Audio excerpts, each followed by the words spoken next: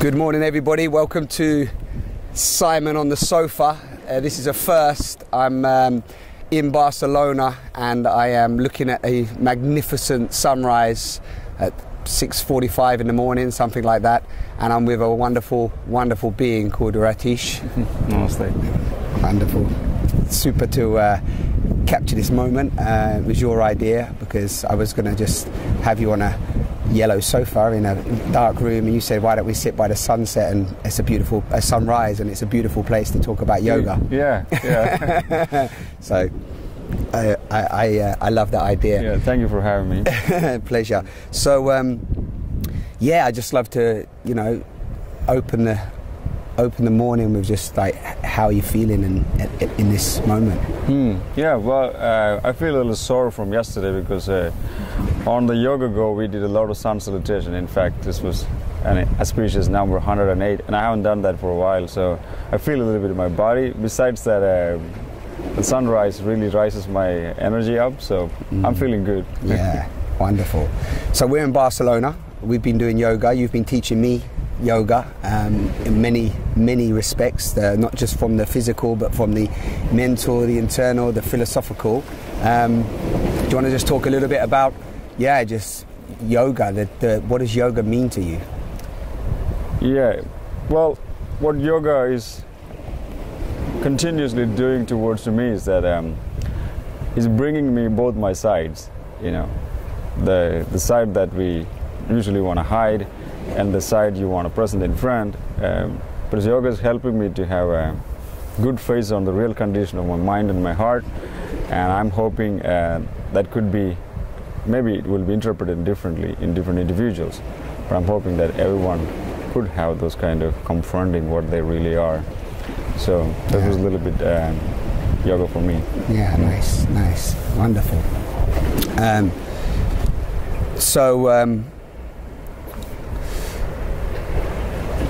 Yeah, just enjoying the sunrise. Yeah. Yeah, it's hard to ignore, actually. It's hard to ignore the sunrise, isn't it? Yeah. It's like, you know, with these talks, as everybody knows with Simon on the Sofa, I like to just create a conversation, you know, and if I come into them with, like, you know, preconceived, like, I want this, I want that to happen, you know this, it's the expectation, right? Yeah. And then when the expectation comes, you just miss whatever is there for you anyway. Yeah. So, we're kind of playing a fool here because we're not prepared. yeah, but it's good. I like exactly, that. Yeah. You know, that's what I like. Yeah. And when the sunrise, like you say, it's so magical. I mean, my initial feeling was just to talk to you, and what I really got from spending these last 8 days together is just a very humbleness, but a very deep knowing and wisdom of yoga on many levels, you know? And you know, and I really, from you and Caroline, you know, it's been a beautiful experience. I think I like you to, you know, like us to talk about just the vision of yoga makes, you know, basically just for the people watching, yoga makes a difference is one aspect of yoga makes, and yoga makes a difference is this opportunity to give free teacher training over 10 days period to people from all walks of life so that they can take yoga to the people, right? I sort of said it for you, right? But you know, go on to that a little. Yeah. So yoga is a great tool that anybody can practice kind of anywhere, anytime. It only requires your discipline and the body, and the breath is available anyway. So as we figured, it's one of the beautiful gifts that everyone could have, or they already have it. There could be a lot of excuses made and to begin yoga, either like financial issues, the yoga classes are expensive, or bringing yourself as a first time to a yoga studio, blending with all this different language talk and that the kind of community. It all seemed maybe not very inviting for the normal people. And when you look at the yoga, all the heavy philosophy talks and all this strange, intense yoga position is also pushes the normal people away. So our mission is to demystify the yoga, that they can have someone teaching from their home or a friend teaching, to make the yoga into public crowds easily, that they don't have to search, or they can just don't have any excuses to do yoga. My daughter teaches, my son teaches, my friend teaches, invite people on a Sunday in a park, or going into a near prison. Prison, exactly. A community center. Community centers, anything like so. If the yoga can be made available, I think a lot of people actually benefit from it, because you only have to do a few times. Then it's a natural drive starts within you. Yeah. As yoga brings kind of true potential nature within you, and you're gonna like it. And we want to be a part of it. And so that's a basic idea, and also have a little bit of a health conscious as you look at the world. We could also spend a little bit of awareness in our health side, then also creating or inventing, researching. So that's a little bit of the whole idea. Yeah, it's lovely. As you was talking, a question comes up, because you know, people that are already doing yoga, and there's you know, the yoga teachers as well. I know that the whole ethos is to spread yoga, but also then you get the idea of the society, the competition, you know, the teacher training. For example, I do know when I mentioned I'm doing 10 days yoga teacher training, you know, the first response even from somebody who teaches yoga was like, well, how, you know, 10 days, that's not enough. And then also, how can that be free, you know? You have that instant, what's the word, that instant fear of unfamiliarity, and also the ego comes in, right? Because it's the fear of, you know, it's normally 2,000, you know, and etc., etc. So, well, I don't know anyone can call themselves a yoga teacher, because yoga is this, you know, the sea, you know, how much water is in the sea, and what a person is actually, they're actually maybe standing and having a fraction of water in their hands, and that's what they're trying to share in. So we're not during the 10 days, we're not really teaching the totality of yoga, because yoga doesn't have to be taught, because it's something that everybody has it naturally. The philosophy of it, the body movements. Our body is a kind of a tool that you can always pick up the asanas and practice. So when you say 10 days, during the 10 days, it's not that we're just focusing on teaching the yoga asanas. We're giving a philosophical, a toolbox that is the ancient philosophy of the Vedas, the Bhagavad Gitas, Yoga Sutras. We take the good part we take the part that can have a most impact on people's life, and apply it in the sense of a storytelling, to open up. So besides that, it's a continuing journey. When they do the 10 days of teacher training, it's definitely going to put interest in a lot of people, that maybe make them continue to study. So, and the yoga study never can be complete. So why not start now? Yeah. So that's the total idea. And I do get when people say, can you become a teacher in 10 days? Well, besides, you can never become a teacher of yoga, because yoga is so unique, and it's so vast. Yeah. I like the that was probably one of the first things that actually, because I'd been doing yoga, practicing yoga for a little while, you know, different classes, just over a period of time, not religiously every day or anything like that. But then also I realised that I've been practicing yoga in life for a long time.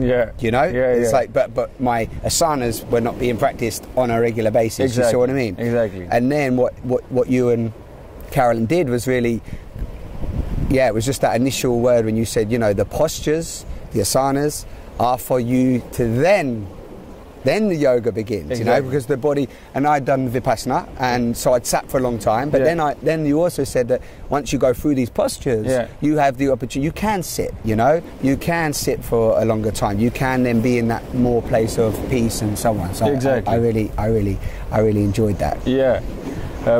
Because if you say yoga, well, if you're just practicing the body postures, you know, there is ethics, there is morals. The yoga means it's a lot more than just an asanas. Asanas only gives us a good seat. It simply means that it's like a comfortable, stable, easy a seat. That's such, so you can absorb your breath, you can absorb your thoughts. So yoga, it's just help you to sit and absorb. You can sit with yourself, basically. Sit with yourself, and then from that place allow yourself to look within more, feel what's going on, connect more to your body, listen to your body more. Exactly. So for the first things that the body brings the feedbacks. When you sit, like, you start to get a little bit of an ache or things, and you focus yourself back to switching yourself onto the breath, and slowly you develop a connection that you become less intimate with the body problems, which means you're not ignoring, but you're more focused on something, maybe on the breath or on the thoughts, and slowly, what we're looking for. All our 5 senses are really dragging us into all different directions to bring different kinds of data and information. And our mind will be always related to either an experience you had, or either a place you've been, or people you met, or what you're going to do. Right. So it's a constantly past or future. Yeah, constantly missing the present. And this takes a lot of energy for the mind to do, the subconscious mind to do. When you're able to sit, you absorb your breath, the thoughts that is extremely driving, it's take a lot of energy, and it's make your brain grow old. So when you reduce a little bit of the thoughts, and you become more in tune with the presence of your breath and your reality, the mind kind of slows down. And that slowing part of the mind will actually make the brain relax. If you want to have a little bit of demystifying part of the meditation, or what yoga is going to do for you later. So it is simply on like taking authority of your own self, health, believing in yourself, and also experience it, then rather than talking about it. Yeah, yoga isn't talk. Yoga isn't talk. I had a thought, probably my own fear. I'm just checking the mic.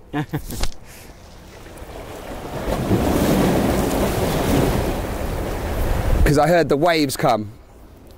Just lovely, just when you was talking there, I was, just make sure the mics are in. Yeah. The mind when you're doing these things, filming out here.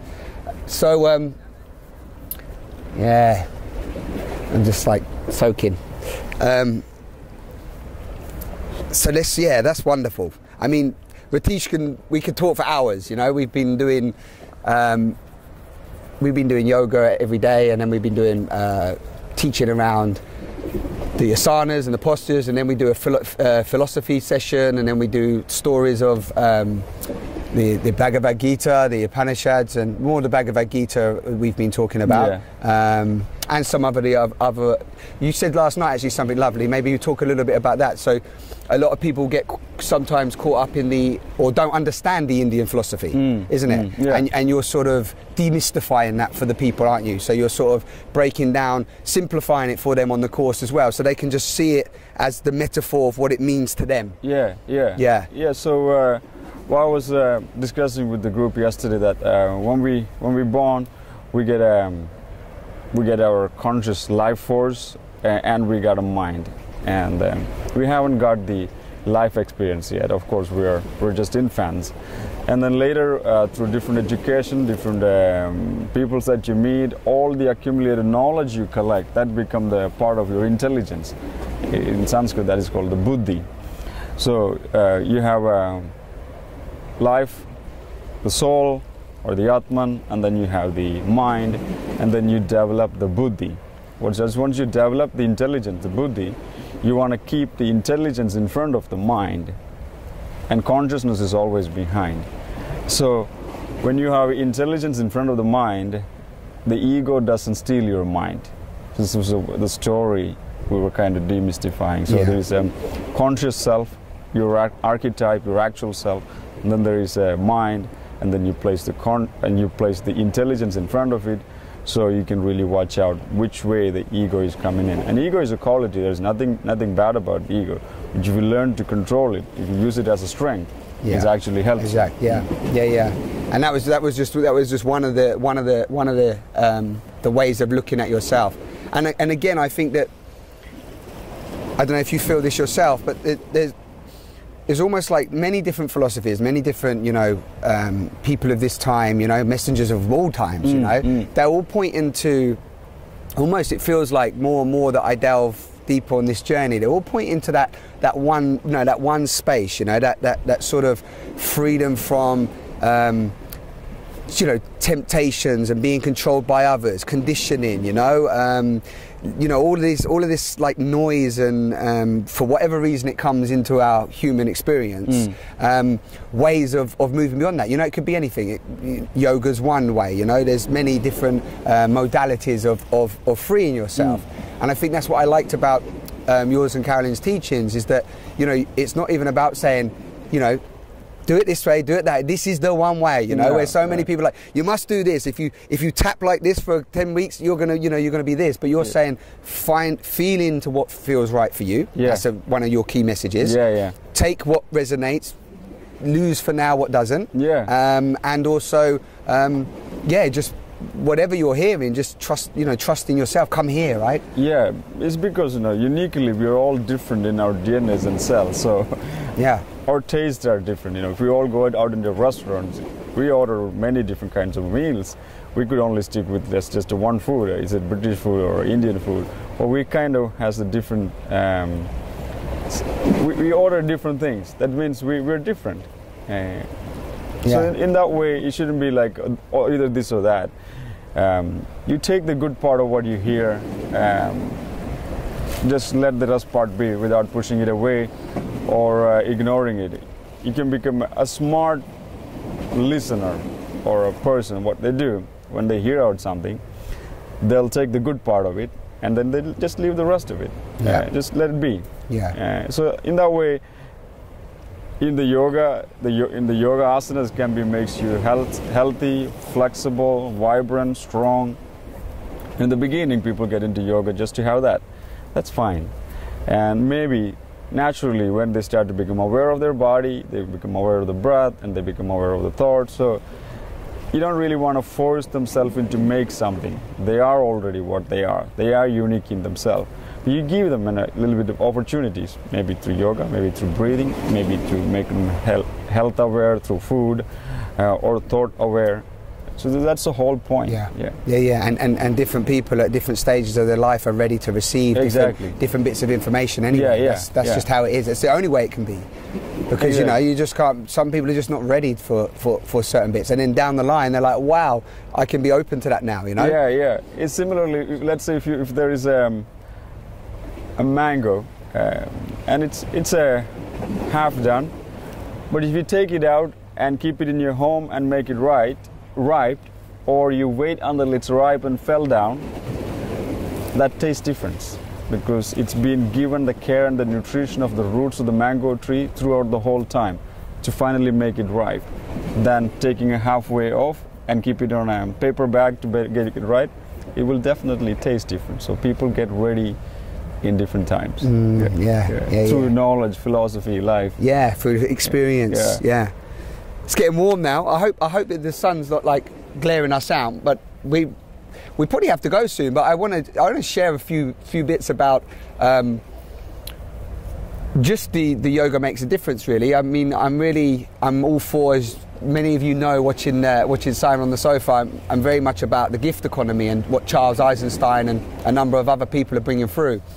And what I love, what Ratish and Caroline are doing here is it is about pay it forward. Yoga makes a difference is about how, it's that giving that gift, that opportunity of the insight, the wisdom, and for you, if you are interested to go on that journey, to explore it open-mindedly, and then to really share that, isn't it?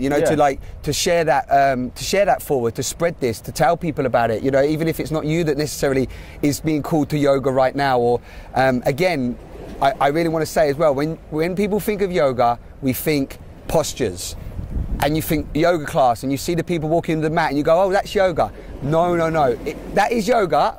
It's all yoga. That's what I want to say. That's really where I've dived deeper into, It's like, yoga is life, It's just another term of how to live a life of meaning, of purpose, of fruitfulness, of receiving, of experiencing, of being present, Yeah.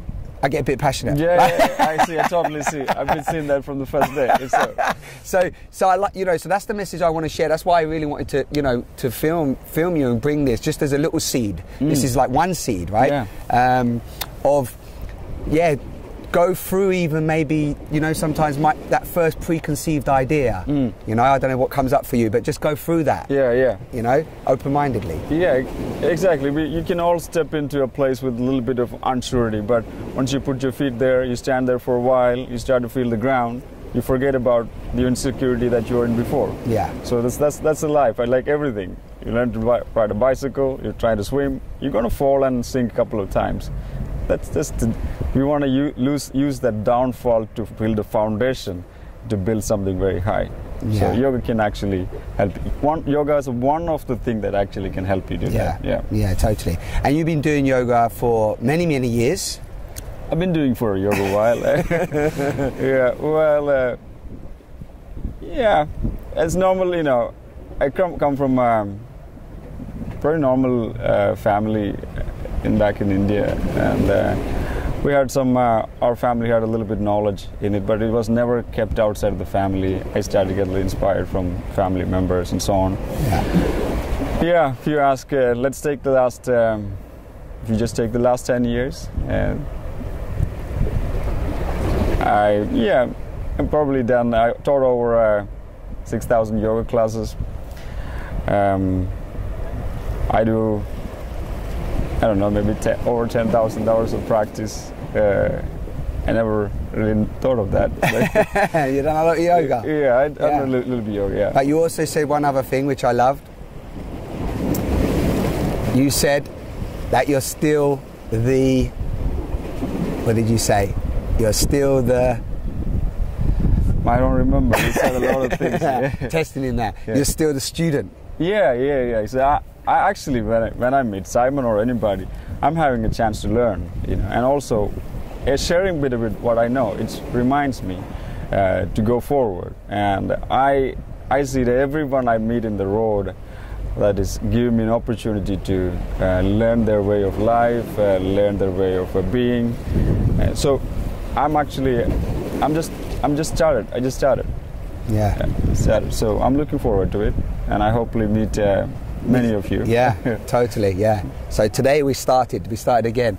I'm thinking of the sun coming up, and I know that we have a class soon. So I'm gonna have to close this one off. Just a nice little introduction to Ratish. I just, you know, as always with these conversations, you know, just always look at the links below.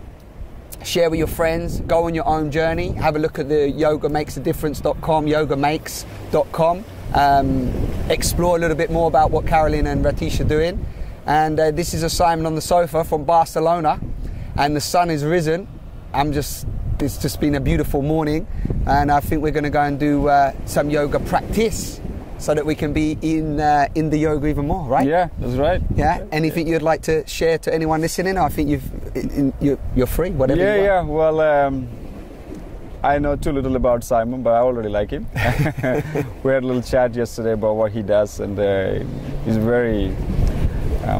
The word vulnerability comes very meaningful when you listen to Simon, and I'm happy that he brought me here to talk to you, and thank you very much. Yeah, thank you. Thank you, guys. Thank you. Have a good day.